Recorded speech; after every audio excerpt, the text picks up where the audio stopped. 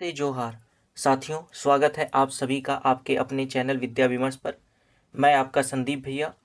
जो आज हम लेकर आए हैं हिंदी का मॉडल पेपर, जो कि जैक यानी झारखंड एकेडमिक काउंसिल का कक्षा 8 बोर्ड का मॉडल क्वेश्चन पेपर है। तो आज हम हिंदी के प्रश्न पत्र को सॉल्व करेंगे। चलिए सॉल्व करते हैं। खंड का आपठित बोध। निम्नलिखित गद्यांश को ध्यानपूर्वक पढ़कर प्रश्न संख्या 1 से 4 के लिए सही उत्तर का चयन करें। कह रहा है, दीपावली भारत का एक प्रमुख त्यौहार है जिसे रोशनी का पर्व भी कहा जाता है।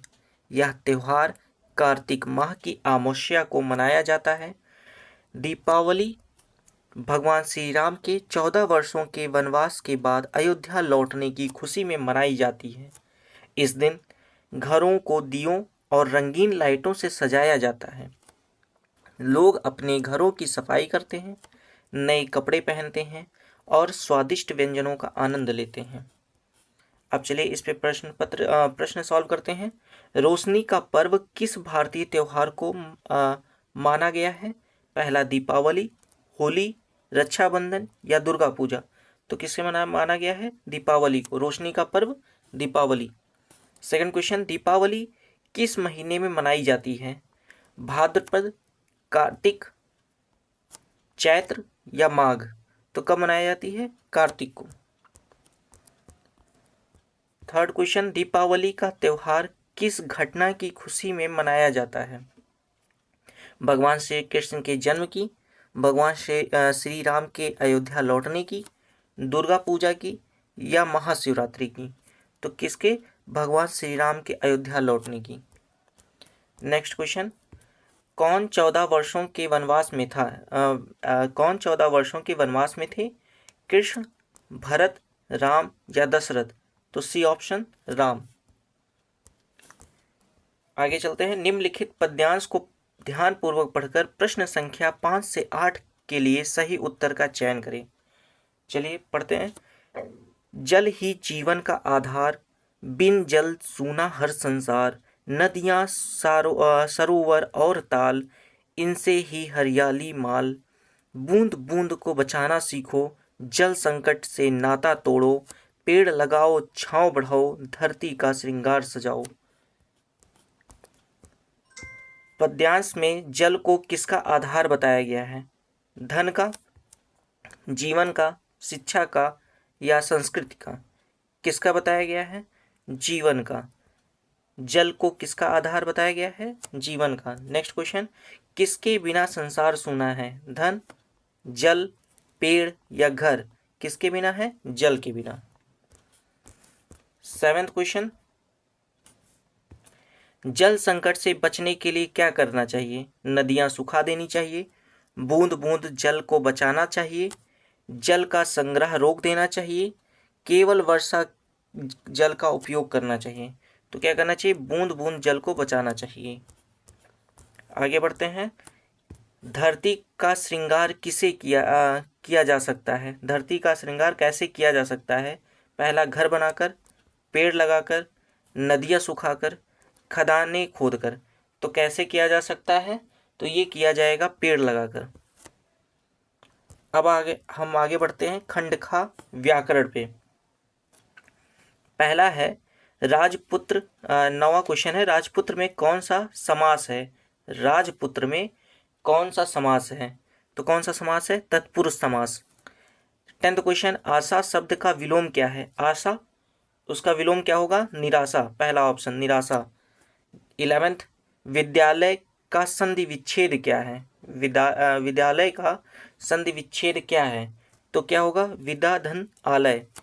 क्या हो जाएगा? विदा धन आलय। ठीक है, आगे बढ़ते हैं। 12th क्वेश्चन, सूर्य का पर्यायवाची शब्द कौन सा है? सूर्य का पर्यायवाची शब्द कौन सा है? चंद्रमा, रवि, धरती या वरुण। क्या होगा? तो रवि। सूर्य का पर्यायवाची शब्द कौन सा है? रवि।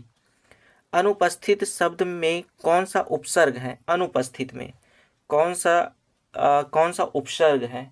तो कौन सा है? अनु। क्या है? अनु है। 9 2 11 होना मुहावरे का सही अर्थ है। 9 2 11 होना मुहावरे का सही अर्थ क्या है? गिनती करना, भाग जाना, संयोग होना, जोड़ना। तो क्या होगा इसका? भाग जाना। 9 2 11 होना, भाग जाना। 15th क्वेश्चन, पंकज का क्या अर्थ पंकज का क्या अर्थ हो सकता है? चंद्रमा, सूर्य, कमल या तारा। तो क्या अर्थ होगा? कमल। पंकज का क्या अर्थ है? कमल। एक तरह से पर्यायवाची है पंकज का, कमल का। ठीक है। नायक का स्त्रीलिंग रूप क्या है? नायिका, नायकी, नायकानी, नायका। क्या हो जाएगा? नायक का स्त्रीलिंग, तो इसका हो जाएगा नायिका। क्या हो जाएगा? ए ऑप्शन, नायिका। गंगा नदी बहुत पवित्र है, इस वाक्य में जातिवाचक संज्ञा कौन सा है? तो गंगा नदी बहुत पवित्र है, तो पहला गंगा, बी नदी, सी पवित्र या डी बहुत। तो क्या हो जाएगा? बी ऑप्शन, नदी। गंगा नदी बहुत पवित्र, इस वाक्य में जातिवाचक संज्ञा कौन सी है? जातिवाचक संज्ञा नदी है।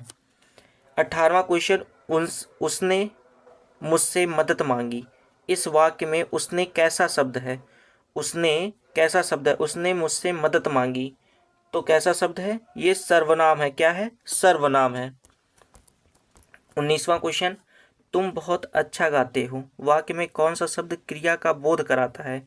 तुम बहुत अच्छा गाते हो, वाक्य में कौन सा शब्द क्रिया का बोध कराता है? तो कौन सा कराता है? गाते। गाते जो है, तुम बहुत अच्छा गाते जो है, गाते शब्द क्या कर रहा है? क्रिया का बोध करा रहा है। वाक्य में संख्यावाची विशेषण शब्द का चयन करें। वह एक समझदार लड़का है, वह एक समझदार लड़का है। तो इस वाक्य में संख्यावाची विशेषण कौन सा होगा? तो कौन सा होगा? एक। एक जो है वो क्या बता रहा है? संख्या। ठीक है, एक लड़का है। आगे हम लोग खंडगा पे पढ़ते हैं। पाठ्य पुस्तक से पठित बोध, निम्नलिखित गद्यांश को ध्यान पूर्वक पढ़कर प्रश्न संख्या 21 से 24 के लिए सही उत्तर का चयन करें। चलिए पढ़ते हैं इसको।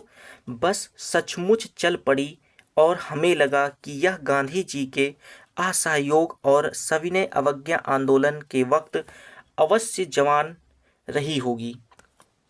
उसे ट्रेनिंग मिल चुकी थी, हर हिस्सा दूसरे से असहयोग कर रहा था। पूरी बस सविनय अवज्ञा आंदोलन के दौर से गुजर रही थी। सीट की बॉडी से असहयोग चल रहा था। कभी लगता सीट बॉडी को छोड़कर आगे निकल गई है, कभी लगता कि सीट को छोड़कर बॉडी आगे भाग जा रही है। 8-10 मील चलने पर सारे भेदभाव मिट गए। यह समझ में नहीं आता था कि सीट पर हम बैठे हैं या सीट हम पर बैठी है। 21वां क्वेश्चन, इसके क्वेश्चन आंसर करते हैं। उपयुक्त गद्यांश में गांधी जी के किस आंदोलन का वर्णन है? असहयोग आंदोलन, सविनय अवज्ञा आंदोलन। सी कह रहा है ए और बी, मतलब असहयोग और सविनय अवज्ञा आंदोलन दोनों, या डी ऑप्शन भारत छोड़ो आंदोलन। तो इसमें आंसर क्या होगा? सी, ए और बी, असहयोग आंदोलन का भी बात किया जा रहा है और सविनय अवज्ञा आंदोलन की भी बात की जा रही है। 22वां क्वेश्चन, प्रस्तुत गद्यांश किस पाठ से लिया गया है? असहयोग आंदोलन से, बस की यात्रा से, पथ की यात्रा से, छोटा जादूगर से। तो ये कहाँ से लिया गया है? ये बस की यात्रा से लिया गया है। ठीक है। 23rd क्वेश्चन, गद्यांश में सीट की बॉडी के असहयोग से क्या संकेत मिलता है? सीट और बॉडी के असहयोग से, तो दोनों के बीच कोई तालमेल नहीं था। बी ऑप्शन, सीट हमेशा बॉडी के साथ रहती थी। सीट और बॉडी एक दूसरे से प्रेम करते थे। सीट और बॉडी मिलकर रास्ते पर चल रहे थे। तो इसका ऑप्शन क्या हो जाएगा? दोनों के बीच कोई तालमेल नहीं था। 24th क्वेश्चन, गद्यांश में 8-10 मील चलने पर किसका उल्लेख किया गया है?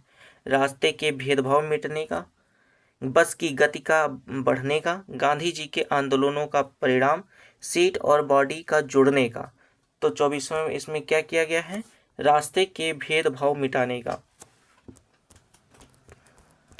आगे चलते हैं तो लिखा है कि अब निम्नलिखित पद्यांश को ध्यानपूर्वक पढ़कर प्रश्न संख्या 25 से 28 के लिए सही उत्तर का चयन करें। चाह नहीं मैं सुरबाला के गहनों में गूथा जाऊं, चाह नहीं प्रेमी माला में बिंद प्यारी को ललचाऊं, चाह नहीं सम्राटों के सौ पर हे हरि डाला जाऊं, चाह नहीं देवों के सिर पर चढ़ूं, भाग्य पर इठलाऊं। मुझे तोड़ लेना वनमाली, उस पथ पर देना तुम फेंक, मातृभूमि पर शीश चढ़ाने, जिस पथ पर जावे वीर अनेक। अब इस पे क्वेश्चन करते हैं। प्रस्तुत कविता के कवि कौन हैं? राम नरेश त्रिपाठी, हरिवंश राय बच्चन, माखनलाल चतुर्वेदी या निर्मला पुतल। तो इसके कौन हैं? तो इसके हैं माखनलाल चतुर्वेदी। कौन है? माखनलाल चतुर्वेदी। 26वां क्वेश्चन, उस पथ में देना तुम फेंक में कवि किस पथ की बात कर रहे हैं? सम्राटों के पथ की, युद्ध के पथ, वीरों का पथ, प्रेमी माला का पथ। तो किसके हैं? तो वीरों का पथ बात किया जा रहा है। ठीक है।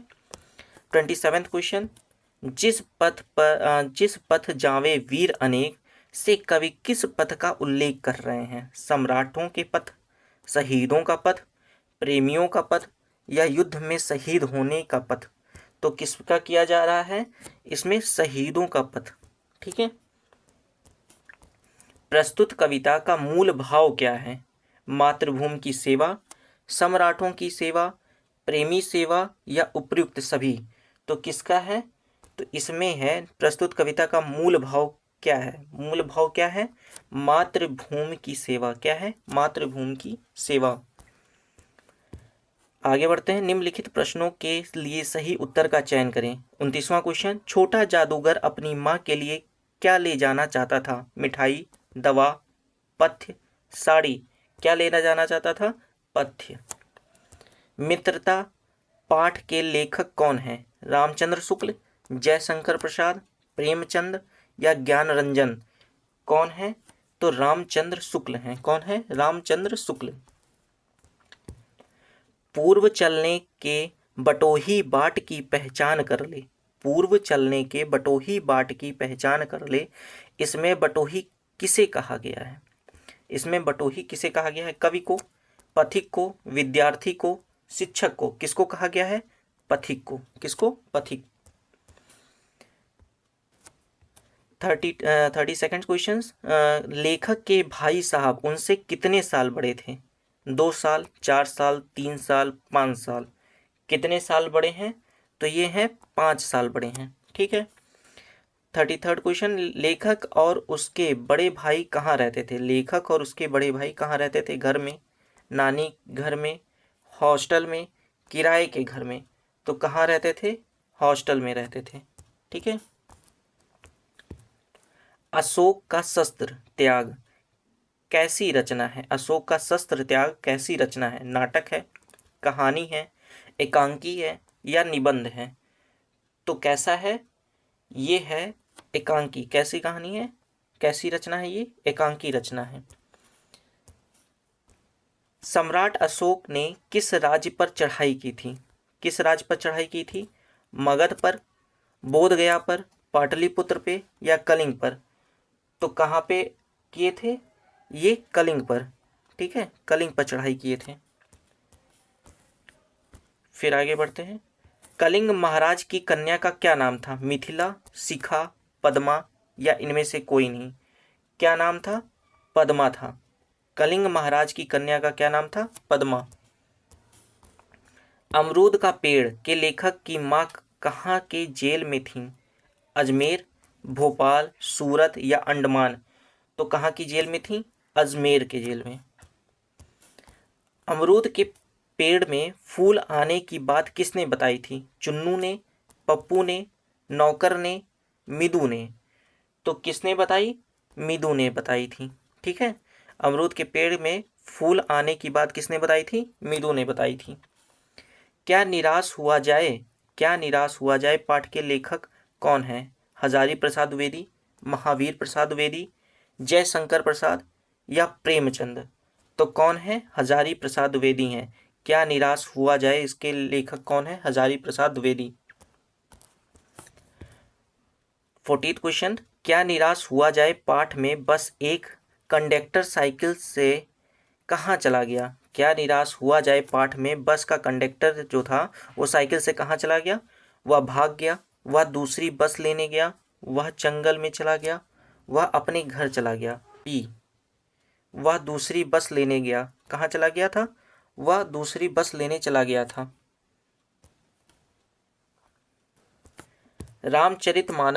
रामचरितमानस के रचयिता कौन हैं? तुलसीदास हैं, सूरदास हैं, कबीर हैं या जायसी हैं? तो रामचरितमानस के रचयिता कौन हैं? तो तुलसीदास हैं। कौन है? तुलसीदास।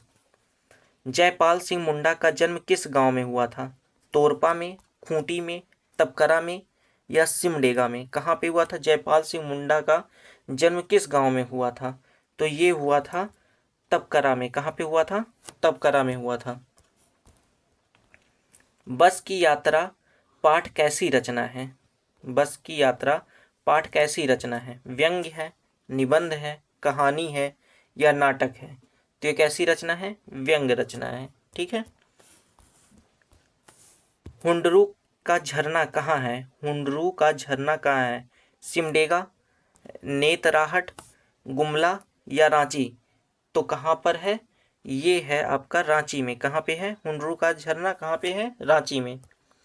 बूढ़ी पृथ्वी का दुख, बूढ़ी पृथ्वी का दुख कविता की कवित्री कौन है? महादेवी वर्मा है, सुभद्रा कुमारी चौहान है, निर्मला पुतुल है या इनमें से कोई नहीं है? तो कौन है? निर्मला पुतुल हैं। कौन है? निर्मला पुतुल। काशी विश्वविद्यालय में प्रवेश करते ही दाईं तरफ क्या है? सर सुंदरलाल अस्पताल, महिला विद्यालय, पार्क है या जिम खाना है? तो क्या है? सर सुंदरलाल अस्पताल है। काशी विश्वविद्यालय में प्रवेश करते ही दाईं तरफ क्या है? सर सुंदरलाल। दाईं तरफ बात की जा रही है, सर सुंदरलाल अस्पताल है। 47वां क्वेश्चन, वीर जननी का पुरस्कार किसे मिला? शारदा सुब्रमण्यम, डॉक्टर चंद्रा, शिवानी या महादेवी वर्मा? तो किसको मिला है? शारदा को, शारदा सुब्रमण्यम को मिला है। किसकी बुआ IAS बन गई थी? किसकी बुआ IAS बन गई थी? तो मीना, शिवानी, शुभांगी या कमला? तो किसकी बुआ बन गई थी? शुभांगी की बन गई थी। 49वां क्वेश्चन, बिहार के मधुबनी इलाके में अकाल कब हुआ था? 5वीं सदी में, 3री सदी में, 7वीं सदी में या 6वीं सदी में? तो कब अकाल पड़ा था? 6वीं सदी में हुआ था। ठीक है। कौन से तालाब में लोग अपने अपने क्षेत्र का थोड़ा पानी लाकर मिला देते थे? कौन से तालाब में लोग अपने अपने क्षेत्र का थोड़ा पानी लाकर मिला देते थे? बिंदु सागर में, कलिंग सागर में, समर सागर में या सूर सागर में? किसमें मिला देते थे? तो बिंदु सागर में। यहाँ पर हमारा आज का मॉडल क्वेश्चन पेपर जो हिंदी का है वो कंप्लीट होता है। 8th क्लास की बोर्ड के अधिकतर सारे पेपर सॉल्व चुका दिया गया है इस चैनल पर।